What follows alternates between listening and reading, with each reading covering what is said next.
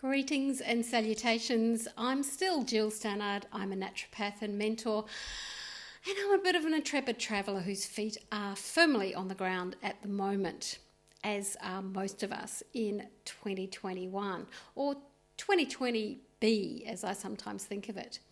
Now, in 2020, in August, I did a series of 6 videos about my managed isolation experience in New Zealand.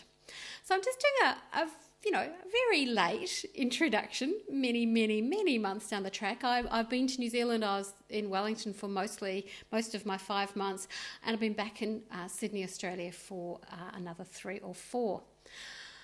But I just wanted to introduce the series and bring a few of the threads together, because in Australia and New Zealand there's lots of Australasians who are coming home. There are still queues and waiting lists for seats on planes, and what meets you at the end is 2 weeks in a hotel. So I just want to praise a few points, but I've got 6 videos which goes into different aspects of what I'm going to say about. Just a couple of cliff notes is it's a total lottery where you end up. It may be luxury, it may be a gilded cage, or maybe a bit more like me, which I would say a 3.5-star beige room where I was rerouted down to Christchurch in New Zealand. But I did have outside space. So things vary. No matter how many videos you watch in preparation, if you're a bit of a type A like me, you will do your preparation. Some things that are worth considering before you go.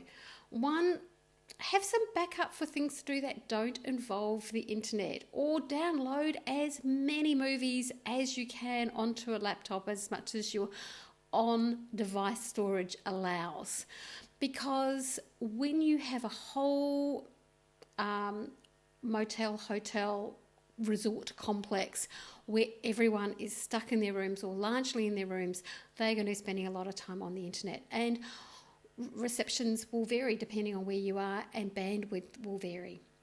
I did some prep, and I do have a prep video of some of the things I took with me that were really useful.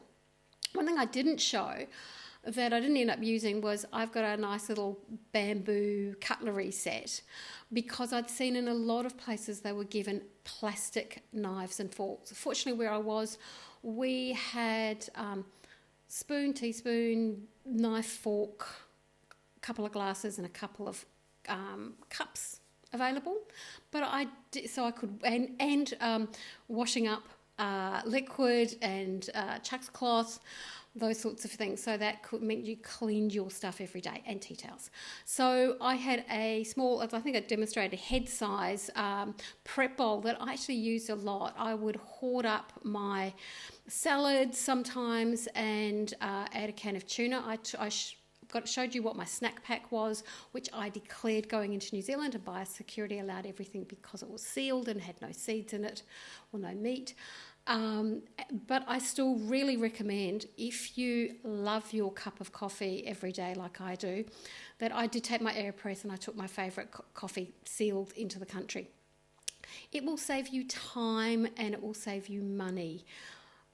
All the hotel isolation experiences that I've viewed, people can have access to an espresso or a cappuccino, but they have to order it and pay for it. And sometimes it will arrive in your room. It will arrive in takeaway cups. It will be tepid probably sometimes by the time they deliver it. So if you like your coffee a particular way at a particular time, that's my tip. I took a sharp knife, or say take a pocket knife in your non-carry-on, your stowed luggage, because it can be really handy. I had a lot of fruit given to me, quite often up to 5 pieces of fruit a day where I was with my strange diet, so I could make fruit salads and that sort of stuff. Hotel facilities can smell. Now, they can smell weird because you are locked in there if you have an airless room and you cannot open a window, as was in my case. I was very lucky that I had copious amount of outside access, unlike most facilities.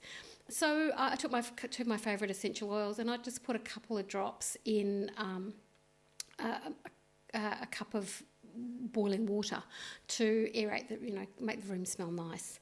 I took a favourite blankie from home that I could just packed down just to keep me warm and to give a bit of colour in my beige room.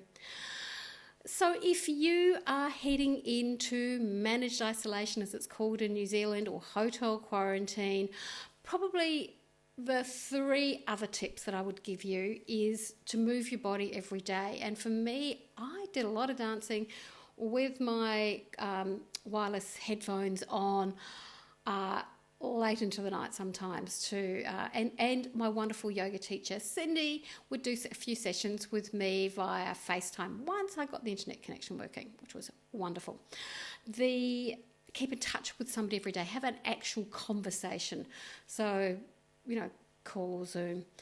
And thirdly, the last piece of advice is that once it's over, once you're released, and probably even before you get to your final destination in the country that you've arrived in, you'll forget the pain. You will most likely have at least one day where you have the blahs, you're over it, but you forget it really fast. So we are very, very lucky as Australians and New Zealanders, or some of us are both, to be able to be living in a relatively COVID-safe country. And this is the price we pay for it. And it's a small price. It was actually quite a big one if you're paying for it. I got it for free because I was on compassionate grounds. Anyway, good luck with your isolation experience. If you have any questions, watch the series. You've got a bit of time on your hands. Or drop me a question in comments. Doesn't matter how late it is after it's been posted.